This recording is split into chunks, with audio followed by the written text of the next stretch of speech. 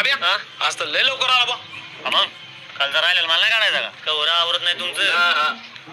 मामी अहो लवकर आवरून द्याल काय होतं? बघ तूच का म्हणत पार वैताग आणलाय. चहा घे ना बाबू.